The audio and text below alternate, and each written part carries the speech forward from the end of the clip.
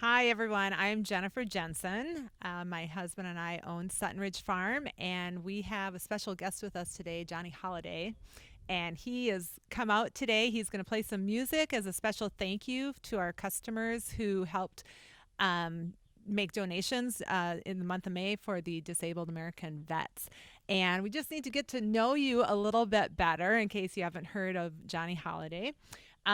You are, and you can jump in here and correct me where I may be not too accurate, but you are an Air Force member who grew up playing the trumpet, and you recently retired from the Air Force from the 934th Security Force Unit. Um, you've got a little bit of a unique story. As I've gotten to know you, you're quite the character. But we'll focus on kind of music a little bit today. But you've got kind of a marriage of military service and musical talents. And I understand that while serving in Iraq, the long hours as security force member created kind of a spiritual training ground for you. Can you tell us just a little bit more about that landmark moment? Yeah, it was during a time in my life where I was going to give up music and not have anything to do with it. I'd already made a decision that I was going to go for pararescue, which is the Air Force's special operations group. And at that time, I only took my mouthpieces to my sax and my trumpet and went downrange to the deployment location.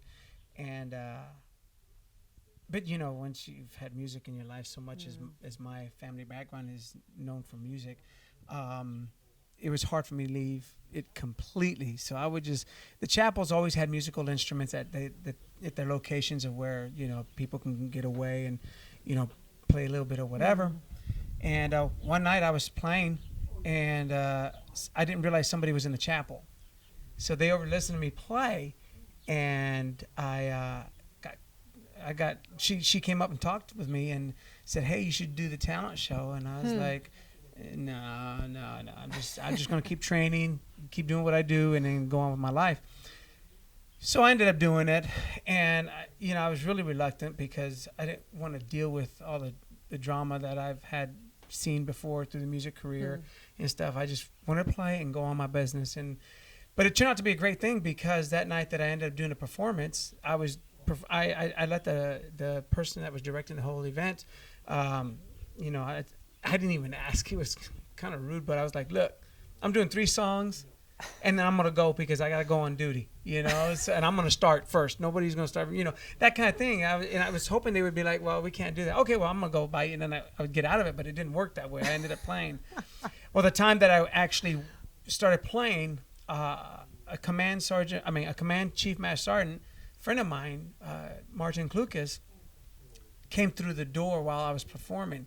Now, I didn't know what he looked like visually because the lights were dim, but I saw this big guy come through the door, and I was like, right when I was playing, I was like, "Oh my gosh, who is that dude?" And he's just a big guy. He was definitely in top shape, and so we built a great working relationship, a great friendship, and he became a mentor to me while I was downrange. And eventually, I told him, I said, when I was getting ready to go back home, I told him, I said, "Hey, Chief, I want to go pararescue, but you used me so much in the music scene with performing for the troops and all this stuff. He used me so much that people thought I was actually a USO artist because I worked mid shift, so nobody ever saw me with my weapon systems or anything. They just saw me in Air Force PT gear, and so I said, but you brought that love back, to my life, you and the chaplain, and." He said, "Well, I seen you training and stuff, and I'm sure you'll do fine with PJs." But he said, "But I got to ask you, why would you want to give up what God gave you? That's just like stupid." And I was like, "Well, why don't you really tell me how you feel about that?" And so it was a turning point in my life where I had to make the decision: am I going to go for pararescue or am I going to do the music? And he made it clear that I'll go a lot further with music than I would as a PJ because of the opportunities that it would provide.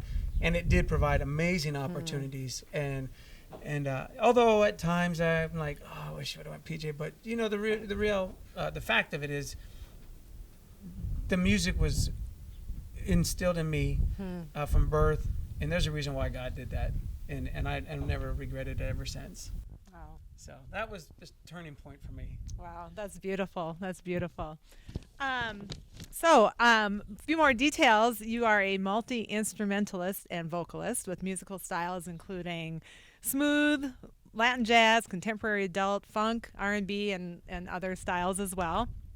And as you indicated here a little bit too, I mean, just your faith in the Lord is very important to you, Absolutely. and you kind of that comes through in your music and stuff too. You're very passionate. Must be the Latino side. I don't know what it is, but yeah. You are pretty comfortable on stage. I'm just going to tell our listeners here a little bit about where you perform. You perform in concerts, festivals, televised shows. You have performed for military dignitaries, ambassadors from foreign countries. You're comfortable in the civilian setting as well as military circles, personal events like dinner parties, and even for formal military balls. I think you performed for a 4-star general. Wasn't that something? There was a few of them. A few of them. Oh, okay. Few of them, yeah. Some was at their house, and some was for their dinner parties. Wow. And then some Wow. was for the official military events and stuff like that. Wow, what a blessing to be able to do that. You released several jazz CDs while maintaining an active duty military career. This is kind of cool. You toured with the Air Force Tops in Blue show band. Am I saying that right? That's correct. Okay. Performing in over 20 countries and 47 states. On a 10-month tour, yeah. Let's see. You have performed the national anthem in many major sporting events, including recently the 2019 NCAA Final Four championship game, 2019 professional bull riding competition. Yeah, that one I didn't see coming. So were you riding the bull? I wanted to okay. eat the bull. I was like hungry, but no. Okay. That one I did not see coming, and it was definitely an experience. Oh, It was good, but it was definitely. I never thought I would be playing the national anthem at a bull riding competition. I was looking at all the cows like, which one could cut up to have steaks with, But Oh, that's great. You played at NASCAR, Indy race, Porsche race, Miami Dolphins, Minnesota Vikings, Gophers, Miami Marlins, Miami. You're down in Miami. Now, you're originally, aren't you from San Antonio, Texas. San Antonio? But I was stationed in Miami at Homestead for 5 years. Okay. All right. We'll give you a pass on that. Okay. It was hot. I was ready to go. And, I just want to end with this here. I found a quote online from something that you had said, and I think it was just very heartwarming, especially even for what we've all been going through now as a nation. But you said, "I believe that this nation is in enough distress as it is. So if there is any way I can encourage anyone, either through speaking, listening, or music, that's what I'll do. I can't change the world, but I can try to help lighten the burdens of those around me."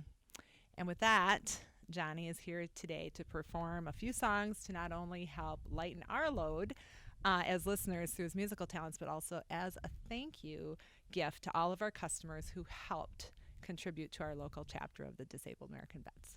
Thank you for having me. Yes.